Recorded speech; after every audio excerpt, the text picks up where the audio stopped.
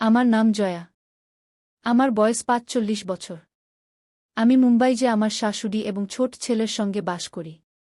আমার স্বামী কিছু সময় আগে দুর্ঘটনায় মারা গেছে। জীবন চলার পথে আমি এক অদ্ভুত পরিস্থিতির মধ্যে পড়ে যাই, যা আমাকে নতুন সম্পর্কের একটি অদ্ভুত মোড়ে নিয়ে যায়। একদিন আমি এবং আমার শাশুড়ি একটি বিয়েতে গিয়েছিলাম। বিয়ের অনুষ্ঠানে ভিড় ছিল ব্যাপক, এবং সেখানে আমার পরিচয় হয় আমাদের গ্রামের প্রভাবশালী নেতা হরি প্রতাপ সিংয়ের সঙ্গে। আমি যখন সেখান গিয়েছিলাম তখন শাশুড়ি আমাকে ডাকলেন, অরে জয়া, শুন। আসো, আমি তোমাকে আমাদের ঠাকুর হরি প্রতাপ সিংয়ের সঙ্গে পরিচয় করিয়ে দিচ্ছি গু। যখন তিনি এলেন তখন আমি মাথায় পল্লু নিয়ে একটু সংকোচ নিয়ে তার পায়ে নমস্কার করলাম। তিনি আমাকে ভদ্রতার সঙ্গে দেখলেন। তার দৃষ্টি যেন আমার মুখ থেকে সরাসরি আমার কোমরের দিকে চলে গেল। শাশুড়ি আমাকে বললেন, দেখো, তাকে বলো তো তার বয়স কত। আমি কিছু বলার আগে তিনি নিজেই বললেন, এই তো, আমার বয়স ৮০ বছর, কিন্তু আমি কি ৮০-এর মতো দেখাচ্ছি? আমি মুচকি হাসলাম। সত্যি বলতে, হরি প্রতাপ সিং তার বয়সের তুলনায় অনেক তরুণ এবং শক্তিশালী ছিলেন। বিয়ের অনুষ্ঠান শেষ হয়ে যাওয়ার পর শাশুড়ি তাকে আমাদের বাড়িতে থাকার জন্য অনুরোধ করতে থাকলেন। ঠাকুর সাহেব, আপনি কিছুদিন আমাদের বাড়িতে থাকুন। এখানে শহরের কাজগুলি শেষে আমাদের সাথে কিছু সময় কাটান। হরি সাহেব অবশেষে রাজি হলেন এবং আমাদের বাড়িতে চলে এলেন। বাড়িতে ঢুকতেই তিনি আমাকে জিজ্ঞেস করলেন, জয়া, তোমার কি কোনো আপত্তি আছে? আমি হেসে বললাম, আপনি কি বলছেন ঠাকুর সাহেব? আমাদের খুশি হবে। এভাবে সময় কাটতে লাগল। জনপ্রিয় হরি সাহেব আমাদের বাড়ির একজন সদস্য হয়ে গেলেন। তিনি মাঝে মাঝে আমার সঙ্গে কথা বলতেন, কিন্তু তার দৃষ্টি প্রায়ই আমার দিকে স্থির হয়ে যেত, বিশেষত আমার কোমরের দিকে। একদিন আমি যখন আমার ছেলেকে স্কুল থেকে নিয়ে বাড়ি ফিরছিলাম, তখন দেখলাম হরি সাহেব ঘরে আগে থেকেই বসে আছেন। আমরা একে অপরের দিকে তাকালাম, এবং শাশুড়ির ইশারায় আমি আবার পল্লু মাথায় নিয়েছিলাম। তারপর আমি চা তৈরির জন্য রান্নাঘরে চলে গেলাম, কিন্তু মনে হচ্ছিল কেউ গভীরভাবে আমাকে পর্যবেক্ষণ করছিল। এরপর আমাদের বাড়িতে দিনগুলো কেটে গেল, এবং আমি বুঝতে পারলাম যে আমার জীবনে হরি প্রতাপ সিংয়ের উপস্থিতি আমাকে ভিন্ন এক অনুভূতিতে ভরিয়ে দিয়েছে। আমি তাদেরকে বললাম, অরে ঠাকুর সাহেব, আপনি কেন কষ্ট করছেন? আমাকে বলেছিলে তো আমি বানিয়ে দিতাম। ঠাকুর সাহেব হাসলেন এবং বললেন, জয়া, আমি তোমার কষ্ট করতে চাই না। আমার কাজ তো রাত জাগতে হয়। আমি তাদের আশ্বাস দিতে বললাম, এতে কোনো কষ্ট নেই ঠাকুর সাহেব, আর যদি শাশুড়িমা আপনাকে চা বানাতে দেখে তাহলে তো আমাকেই শাসন করবে। সেই সময় আচমকা আমার নজর ঠাকুর সাহেবের দিকে পড়ে। তিনি আমাকে গভীর চোখে দেখছিলেন। তার দৃষ্টি যেন আমার পল্লুর উপর অটক হয়ে গেল। ভীতির মধ্যে আমি তৎক্ষণাৎ মাথায় পল্লু টেনে নিলাম এবং চা তাদের সামনে রাখলাম। এরপরে থেকে আমি প্রতিদিন রাতে ঠাকুর সাহেবের জন্য চা বানানোর কর্মসূচি শুরু করে দিলাম।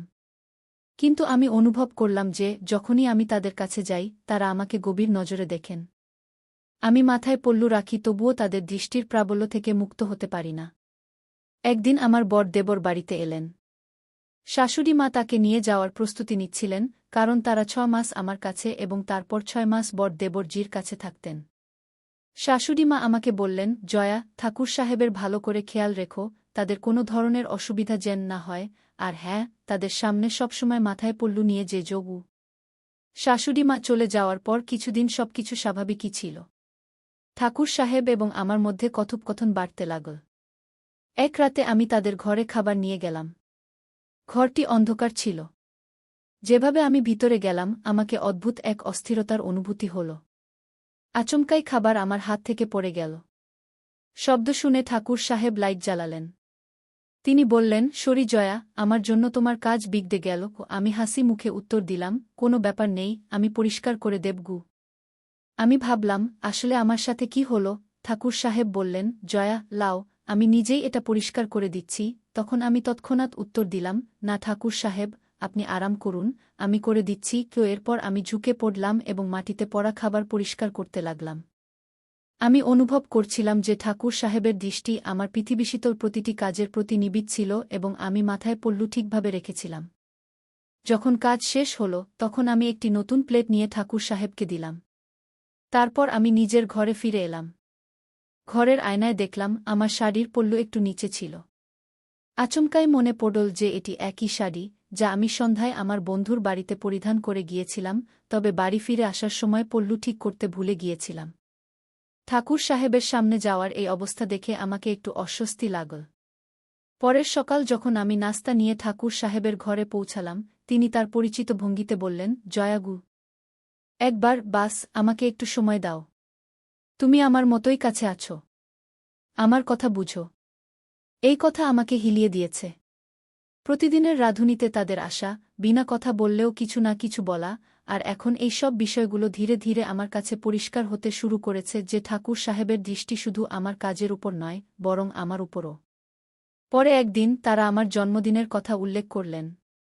যখন আমি সন্তানের স্কুল থেকে ফিরলাম তখন দেখলাম বিছানায় একটি বাক্স রাখা আছে, যার উপরে লেখা ছিল, জয়া, তোমার জন্মদিনের অনেক শুভেচ্ছা। কি খুলে দেখলাম, সেখানে অনেক শাড়ি ছিল, প্রতিটি শাড়ি হালকা এবং সূক্ষ্ম।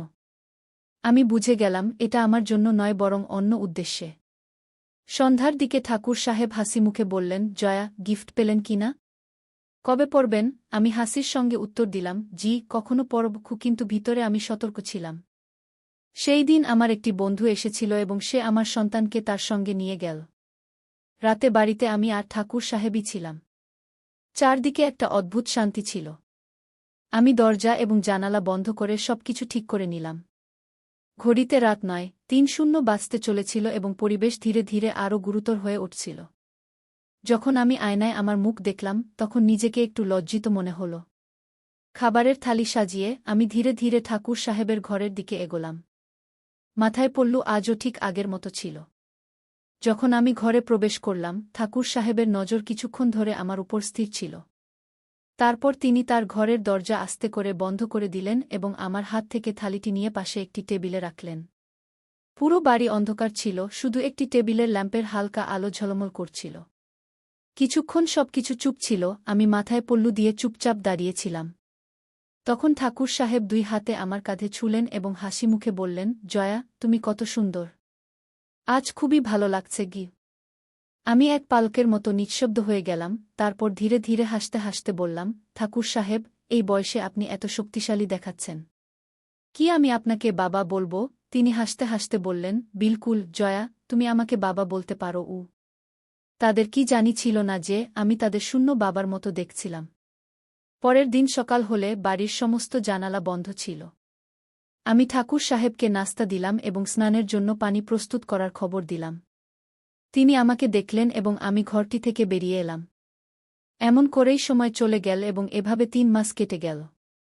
পরে একদিন আমার শাশু মা ফিরে এলেন এবং ঠাকুর সাহেবের বিদায় হওয়ার সময় এসে গেল। কয়েকদিন পর আমি শাশুড়িমা এবং ঠাকুর সাহেবের কথা শুনলাম। শাশুড়িমা জিজ্ঞেস করলেন, ঠাকুর সাহেব, আপনার দিনগুলো কেমন কাটছে? আপনার কাজ সম্পন্ন হয়েছে?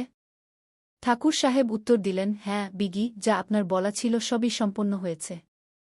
জয়ার যা প্রয়োজন ছিল তাকে সেগুলোও মিলে গেছে। কি এই কথা শুনে আমি অবাক হয়ে গেলাম। এর মানে ছিল যে শাশুড়িমা এবং ঠাকুর সাহেব আগে থেকে কিছু পরিকল্পনা করে রেখেছিলেন। পরে কিছু বছর পরে ঠাকুর সাহেবের মৃত্যু হয়ে যায়। চলে যাওয়ার সময় তিনি তার সম্পত্তির একটি অংশ আমার নামে লিখে দেন, যেন তিনি আমাকে তার কন্যা হিসেবে মনে করেছেন। এভাবেই ছিল ঠাকুর সাহেব এবং আমার গল্প। তো বন্ধুরা, কেমন লাগল আপনাদের এই গল্প? আপনার মতামত মন্তব্যে জানাতে ভুলবেন না। যদি এই গল্পটি আপনার হৃদয়ে স্পর্শ করেছে তাহলে এটি লাইক করুন এবং আপনার বন্ধুদের সঙ্গে শেয়ার করুন। আগামীতে আরও এমনই রোমাঞ্চকর গল্প শুনতে চাইলে আমাদের চ্যানেলে সাবস্ক্রাইব করুন এবং বেল আইকন চাপতে ভুলবেন না।